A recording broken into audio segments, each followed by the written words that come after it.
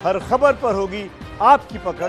Download कीजिए ABP live app. इस समय एक बड़ी खबर आ रही है और बड़ी खबर बिहार से आ रही है। बिहार सरकार ने 100 करोड़ के पैकेज की घोषणा की है गरीबों के लिए। एक बड़ा कदम बिहार सरकार का। बिहार में गरीबों के लिए राहत पैकेज की घोषणा की गई है। 100 करोड़ रुपए की मदद की बात की गई है मुख्यमंत्री राहत कोष से।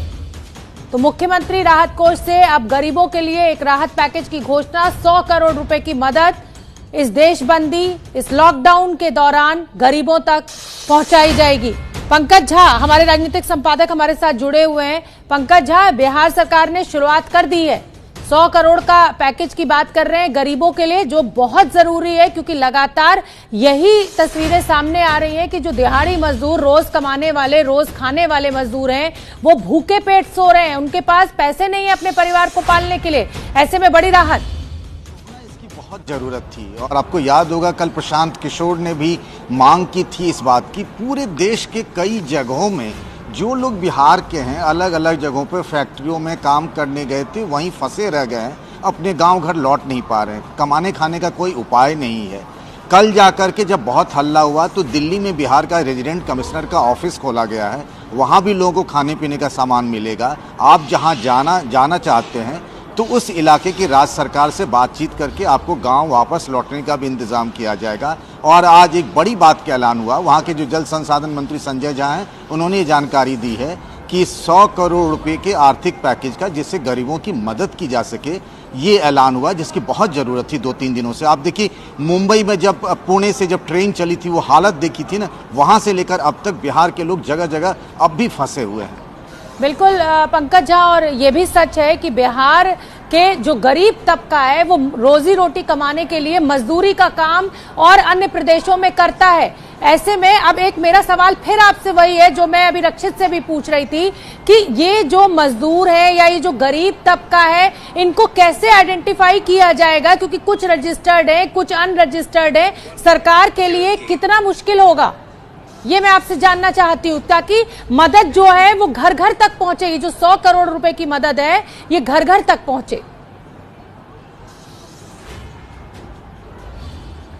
देखिए ये मुश्किल काम है, इसमें कोई दो राय नहीं है। लेकिन जैसा यूपी में किया गया है कि लेबर डिपार्टमेंट में कुछ लोग रजिस्टर्ड हैं, इसके अलावा जो मान लीजिए फैक्ट्रियों में काम कर रहे हैं, रजिस्टर्ड भी नहीं है, उन लोगों की जानकारी उन रिलेटेड संबंधित फैक्ट्रियों से ली जाएगी, फिर उस डिस्ट्रिक्ट एडमिनिस्ट्रेशन से ली जा सकती है। हालांकि लंबा प्रोसेस है, तब तक इन तक मदद नहीं पहुंचेगी। ये बात आपका, ये सवाल आपका जायज़ है और इस बारे में भी विचार किया जा रहा है कि आखिर किस तरीके से उनकी मदद की जाए। क्या जनधन अकाउंट खाता खुला हुआ उसी में ट्रांसफ़र कर दें? अभी इस पर फैसला नहीं हो पाया है।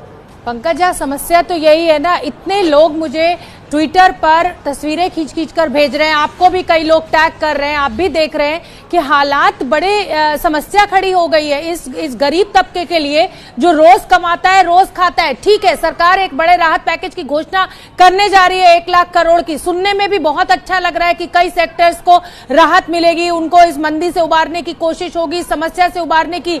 लेकिन जो मूलभूत समस्या है वो ये कि इस देशबंदी के चलते कुछ गरीब लोग भूखे हैं, उनके पास खाने के लिए पैसे नहीं है, घर पहुंचने के लिए कोई साधन नहीं है। फिलहाल मैं एक बहुत आपको रोक रही हूं और मैं बड़ी खबर इस समय की अपने दर्शकों को बता दूं कि बिहार के स्वास्थ्य मंत्री मंगल पांडे ने एबीपी न्यूज से खास बातचीत में कहा है कि बिहार में संदिग्ध मरीजों की जांच फिलहाल 2 जगह RMRI और IGIMS में होगी। हमारे संवाददाता प्रकाश सिंह ने बात करी है मंगल पांडे से, वो आपको सुनवा देते। हमारे साथ हैं बिहार के स्वास्थ्य मंत्री मंगल पांडे जी, जिनसे हम चर्चा करेंगे कि बिहार में आखिर क्या जांच की व्यवस्था है। हमने भी वो डिस्टेंस रखा है आपके साथ, दूरी एहतियात के तौर पर।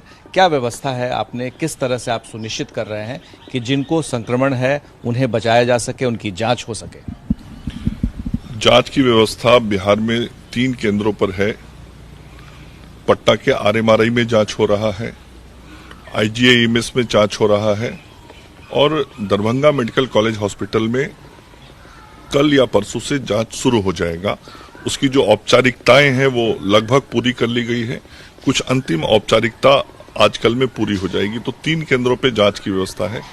चौथा, पटना के PMCH के बारे में भी केंद्र सरकार से हमने चर्चा किया है। तो ये 3 सेंटर तो पूरी तरीके से ऑपरेशनल हैं। लेकिन ये भी सवाल उठ रहा है कि जो किट है वो काफी कम है और उस वजह से भी कई जांच जो है उसमें तेजी नहीं लाई जा रही है। पता नहीं ये जानकारी आपको कहाँ से मिली। लोग कह रहे हैं व्हाट्सएप पर भी स्क्रीनिंग की व्यवस्था हुई और जो भारत नेपाल सीमा या बिहार नेपाल सीमा है वहां भी 49 पॉइंट्स थे जहां स्क्रीनिंग हो रही थी और वहां अभी भी सभी सतर्क हैं। 3,91,000 लोगों की वहां स्क्रीनिंग हुई है। जो हवाई अड्डा हमारा गया पटना का था वहां स्क्रीनिंग हो रहा था और इसके अलावे जो खास करके पुणे से लोग ट्रेन से आए थे, 4 विशेष ट्रेन आई थी, उन सभी चारों ट्रेन का स्क्रीनिंग कराया हम लोगों ने पैसेंजर्स का। जैसे ही बिहार की सीमा में ट्रेन आई तो बक्सर, आरा और दानापुर, इन तीनों जगहों पे जो यात्री उतरे उन सभी यात्रियों का 1-to-1 स्क्रीनिंग कराया गया और तात्कालिक रूप से वहां पे जिन लोगों के बारे में चिकित्सकों को शंका हुई उनको बक्सर और आरा में सदर अस्पताल में ऑब्जर्वेशन में रखा गया। जो जरूरी सामान है, सब्जी, दूध, अनाज, ये सब कुछ क्या लोगों तक पहुंच पाएगा? क्योंकि जो लोग लॉकडाउन में फंसे हुए हैं या घर में हैं वो बाहर नहीं निकल पा रहे हैं, तो इस बारे में क्या तैयारी है? देखिए, सरकार इस मामले पे बहुत ही गंभीर है।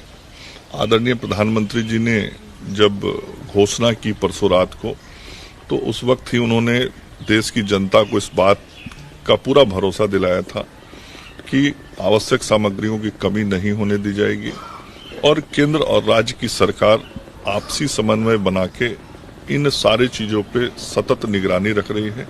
बिहार के चीफ सेक्रेटरी भी इन सारी चीजों की क्लोज मॉनिटरिंग कर रहे हैं।